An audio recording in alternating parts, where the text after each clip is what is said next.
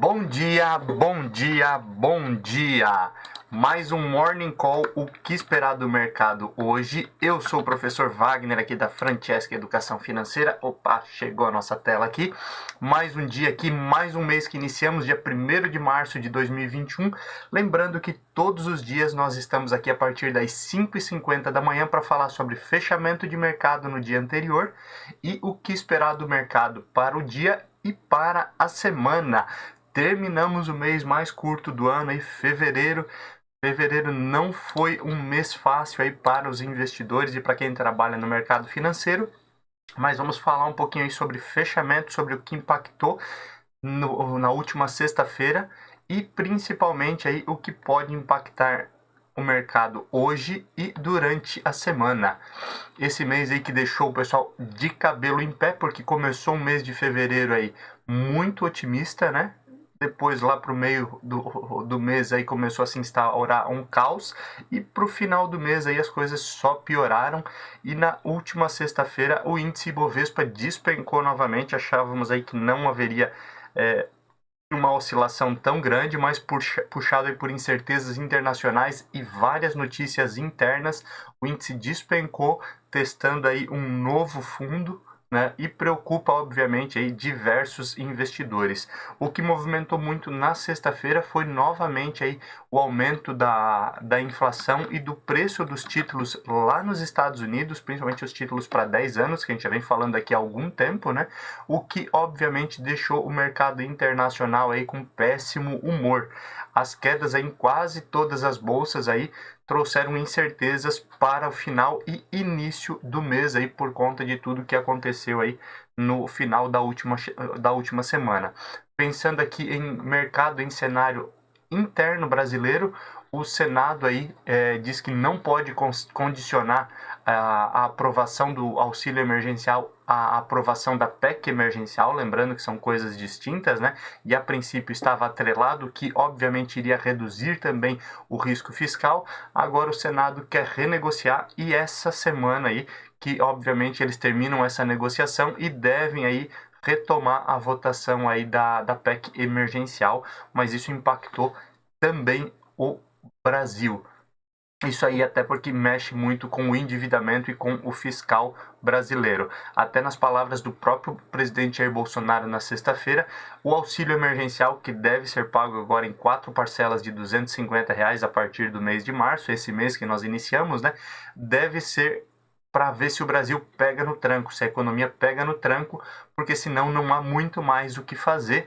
Essa foi basicamente as palavras, o discurso aí do presidente Jair Bolsonaro.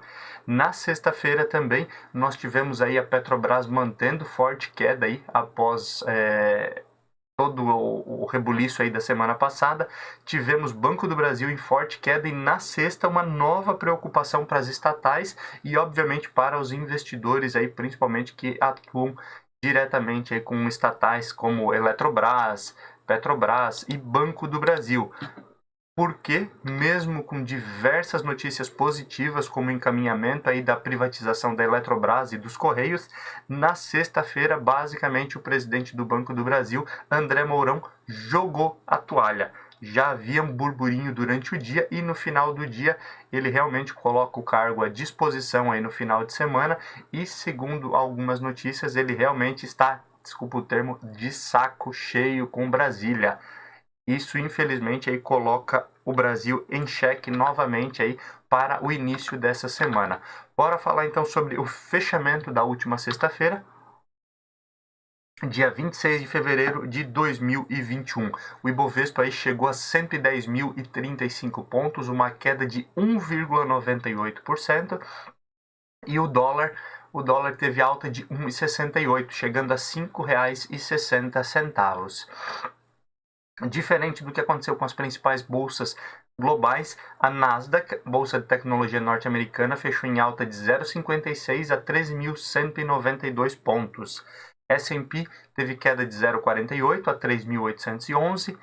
Dow Jones 30.932 com queda de 1,50%. Na Europa, o cenário não foi diferente, tivemos alta de 0,58 no euro, chegando a R$ 6,71. E a Alemanha, queda de 0,67, fechou o pregão em 13.786 pontos. A França, uma queda mais acentuada de 1,40% a 5.703 pontos. E o Reino Unido despencou 2,53%, chegando a 6.483 pontos.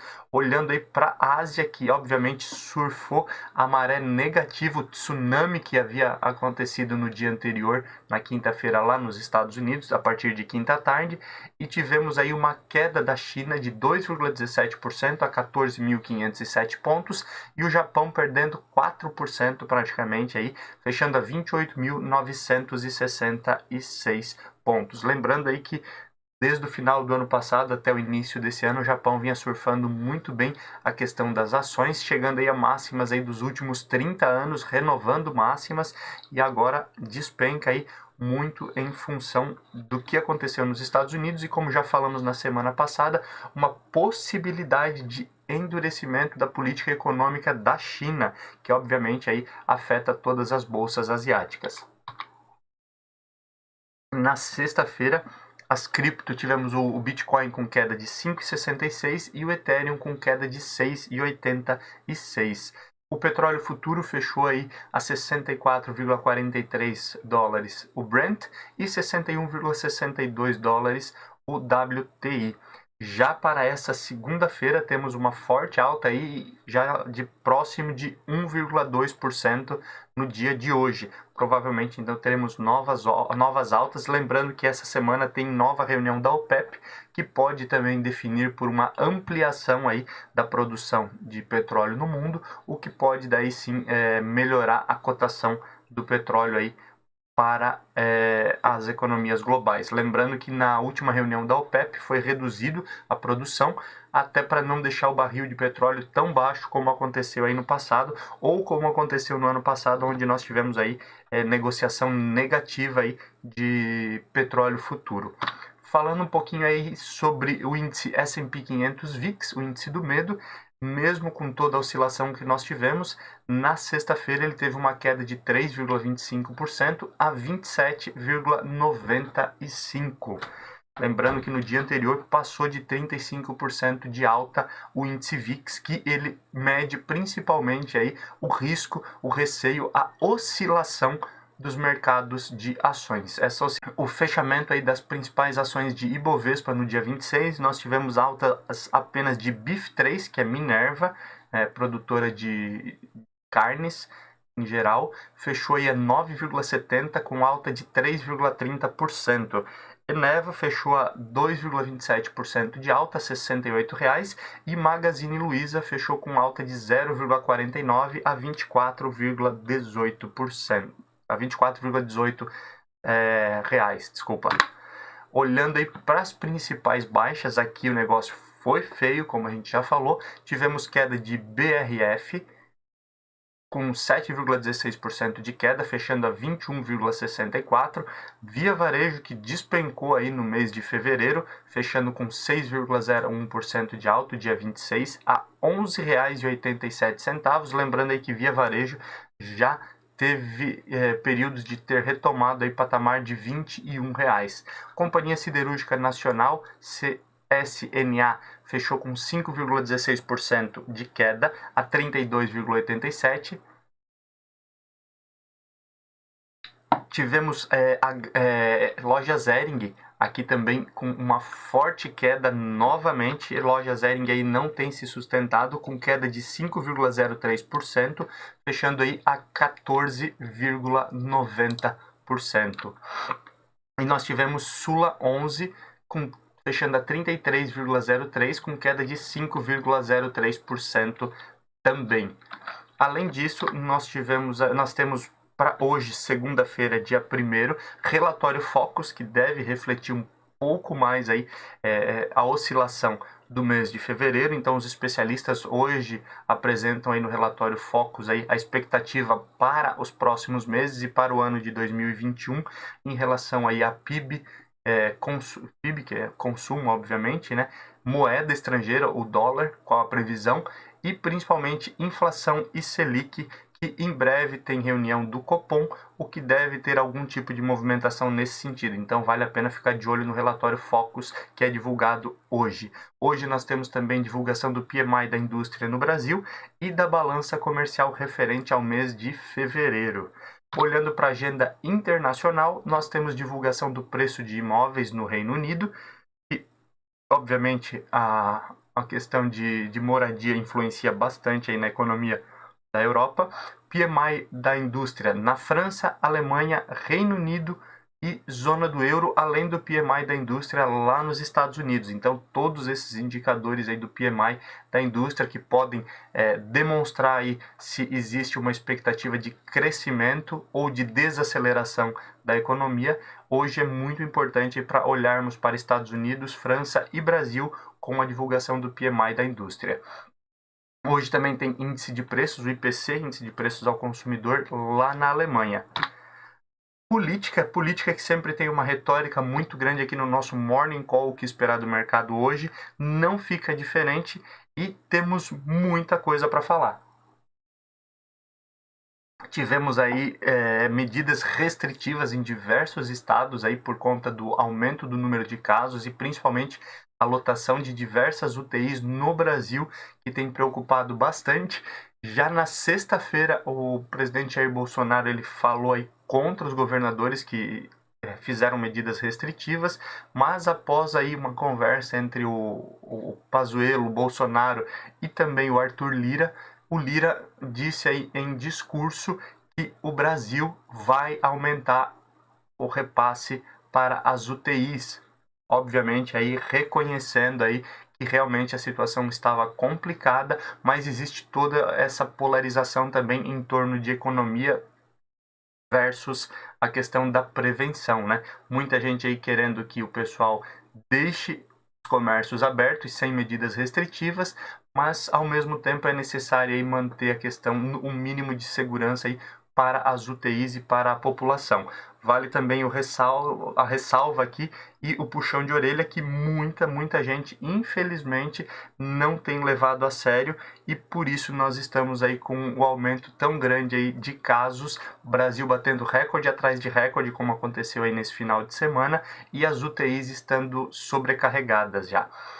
Outra notícia interessante, a polarização política dentro da Igreja Católica é criticada. E aí vale a pena nós darmos uma explanada aqui, porque o próprio Papa e diversos bispos aí da Igreja Católica falaram contra essa questão. Foi lançada a campanha da fraternidade aí na Igreja Católica e essa polarização, principalmente esquerda-direita, PT, Bolsonaro, né, PT, PSL, agora partido, ou sem partido, na verdade, o Bolsonaro, isso infelizmente aí tem sido motivo aí de diversas discussões e aí vale aqui a ressalva que como instituição, nenhuma denominação religiosa, na minha opinião, deveria se manifestar aí favorável a A ou B, e sim aí cumprir a sua função teoricamente social, que cabe aí a questão das igrejas em geral. Aqui falando só da Igreja Católica por conta da notícia. Falando em notícia e falando de PT, Ciro Gomes está se movimentando aí, correndo atrás, buscando alianças para 2022, lembrando que Ciro Gomes aí já, né, várias eleições aí sendo candidato aí à presidência do Brasil. A ideia dele é continuar essa tentativa aí de assumir a presidência do Brasil em 2022 e ele está atrás de alianças e deixou bem claro que o objetivo das alianças, o objetivo dele, primeiro de tudo, é tirar o PT do segundo turno, para que daí ele, sim, Ciro Gomes, disputando aí contra Bolsonaro o segundo turno, possa ir atrás de novas alianças e quem sabe ganhar a eleição no Brasil. Interessante também que o PT e o PSOL foram ao STF, Supremo Tribunal Federal, contra a autonomia do Banco Central. Aqui a grande discussão entre PT e PSOL diz que essa autonomia do Banco Central pode refletir em prejuízos, principalmente porque o Banco Central estaria daí com objetivos distintos do que a política do país. Mas só lembrando aí um pouco aí da realidade aí do que foi aprovado, dessa autonomia do Banco Central, ela garante aí que o presidente do Banco Central não possa ser demitido, vamos dizer assim, por qualquer motivo. Ele tem que apresentar aí índices insatisfatórios ou cometer algum erro muito grave, senão ele tem um mandato aí de 4 anos. E também existe a questão dos diretores do Banco Central, que também terão um mandato definitivo, obviamente aí 2 anos a cada 2 anos sendo renovado parte daqueles diretores. E essa autonomia então tem sido criticada aí pelo PT e pelo pessoal, lembrando também que no Brasil, o Brasil é uma das poucas economias em expansão dos países desenvolvidos ou em desenvolvimento que não tinham a autonomia do seu banco central. Isso já acontece aí em praticamente todos os países desenvolvidos do mundo. Notícia importante aqui, a PEC da imunidade perdeu força na Câmara e no Senado. Lembra que na semana passada nós falamos aí sobre a PEC da imunidade. Essa PEC da imunidade nada mais era do que os políticos se protegendo, algo que nunca aconteceu no Brasil. Isso era uma novidade, né? Piadas à parte aí, sarcasmo extremo. Rapidamente, na semana passada, a Câmara pegou o projeto de lei, logo levou para votação e estavam aprovando, encaminhando já para o Senado a PEC da imunidade que nós falamos na semana passada. E obviamente aí por conta do barulho que gerou e o próprio STF também criticando e sendo sarcástico em relação a essa velocidade, ela começa a perder força, principalmente no Senado, que daí alguns senadores, alguns grupos específicos disseram que não são favoráveis a essa PEC da imunidade. Esperamos então que realmente aí eles tirem isso de pauta. Provavelmente não irá acontecer dessa forma, deve mudar algum texto ali, mas fiquemos de olho porque isso vai mexer obviamente com a política e com o cenário brasileiro. Joe Biden e Janet Yellen estão confiantes com o pacote de estímulos lá nos Estados Unidos, o Plano Biden, que vai botar 1,9 trilhões de dólares na economia. Eles estão confiantes e já elogiaram a celeridade do processo dentro do Senado. Inclusive, na semana passada, nós falamos aqui que os senadores provavelmente iriam vetar a parte do texto em que fala sobre o aumento do salário mínimo, que ele praticamente iria dobrar, em torno de 7,5 dólares a hora para 15 dólares a hora, né? Isso, a princípio, parece que eles vão mexer em outras coisas para poder ampliar um pouco, se não chegar aos 15, mas muito próximo disso, o salário mínimo lá nos Estados Unidos. E Joe Biden e Janet Yellen estão confiantes que na próxima semana já devem ter resposta positiva em relação ao Plano Biden. Por fim, uma notícia aí interessante para o Brasil. Arthur Lira, presidente da Câmara, disse em uma reunião que ele aprova a reforma administrativa em 2 meses e a tributária em 8 meses. Assumiu aí um compromisso aí, digamos assim, nada fácil, mas se realmente isso acontecer, teríamos aí um fechamento aí de 2021 excelente aí, com um andamento aí da reforma administrativa e tributária que são tão esperados aí para a economia brasileira. Falando agora um pouquinho de economia em geral, o André Brandão, que nós já começamos a falar lá no início, ele disse que não tem mais estômago para Brasília, colocou o cargo à disposição e obviamente isso deve interferir bastante aí no mercado no dia de hoje. Seguindo o que já acontece aqui no Brasil e em diversos outros países, os bancos americanos podem começar a demitir. Falaram que não vão mais conseguir segurar que eles também haviam feito uma promessa, assim como aconteceu no Brasil, mas no Brasil foi descumprido já há bastante tempo, de não demitir aí em meio à pandemia. São Paulo, através do governador João Dória, disse que deve comprar vacinas de outros laboratórios, além, obviamente, das vacinas que já são produzidas ali pelo Instituto Butantan. Deve comprar outras para facilitar e aumentar a imunização da população. Falando ainda em vacinas, a Johnson & Johnson, né, teve a vacina aprovada lá nos Estados Unidos. Lembrando que a vacina da Johnson & Johnson ela tem aí cerca de 64, 67% de eficácia e agora foi aprovada para uso emergencial lá nos Estados Unidos. O governo brasileiro comprou 20 milhões de doses da vacina da Covaxin, Lembrando que essa é uma das vacinas que o Brasil irá receber também lá naquelas 10 milhões de doses lá que a ONU, que na verdade não, a ONU e diversos países ali se uniram para enviar vacinas para países em desenvolvimento, e o Brasil deve receber 10 milhões de doses, né? E agora o governo brasileiro comprou 20 milhões, obviamente está aguardando também a aprovação da Covaxin pela Anvisa. E até meados, essa era uma notícia para a próxima página, mas perfeito, até meados de 2022, o 5G estará disponível em todas as capitais brasileiras, assim esperamos, né? Tomara que não seja mais uma promessa aí infundada. Na semana passada nós já vimos aí diversas situações, diversos especialistas falando sobre a dificuldade aí do 5G no Brasil, mas esperamos aí nos atualizar o quanto antes, visto que o Brasil ainda está bem atrás em tecnologia, principalmente quando nós falamos aí em tecnologia em relação a 5G, qualidade de sinal, internet, entre outros. Agora, no mercado corporativo, vamos falar aí sobre Hapvida e Intermédica Notre Dame, né? Que fecharam agora o acordo de fusão e vão criar uma das maiores empresas do setor de saúde. Então, realmente havia aí uma discussão entre eles, obviamente, aí sobre essa fusão. Provavelmente, em seu início, a nova empresa, né, que haverá essa fusão entre as duas, terá 2 CEOs, mas a principal discussão era em relação à remuneração dos acionistas ali, quantas ações cada acionista iria ganhar e qual o valor por ação. Isso foi definido e, a princípio, se não houver nenhuma derrota em relação ao CAD, né, teremos aí a fusão de Hapvida e Intermédica aí nos próximos meses. As locadoras tiveram ocupação de quase 80% em 2020, as locadoras de veículos, né? E aí aqui nós vemos algumas, ou lembramos, melhor dizendo, de resultado aí de algumas empresas como Localiza. Essa semana, se não me falha a memória, nós temos divulgação de resultados da Movida também, e diversas outras locadoras aí que apresentaram recorde em faturamento no ano de 2020. A rede Assaí, rede de atacadistas que era vinculada ao Grupo Pão de Açúcar, né?